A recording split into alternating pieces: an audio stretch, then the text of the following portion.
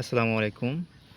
আমার সামনে ১১ নম্বর টবে যে ধানটি দেখতে পাচ্ছেন, এটার বীজ সংগ্রহ করেছিলাম আমি বৃধান ১১০ এর একটা জমি থেকে। মানে এটা বীজাত ধান ছিল।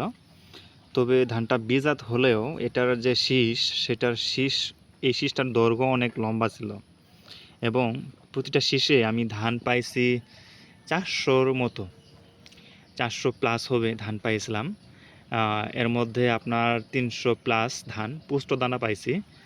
আরও বেশি পুষ্টদানা হতো, তবে ধানটা আমি দ্রুত সময়ে কাটছি, মানে পরিপক্ক হওয়ার আগে কেটে নিয়ে আসছি, কারণ শীষটা হারিয়ে যাওয়ার সম্ভাবনা ছিল বেশি। এত লম্বা ছিল, সবারই একটু নজর ছিল, আর ওইটা না কাটলে দেখা যায় হারাই যাইতো।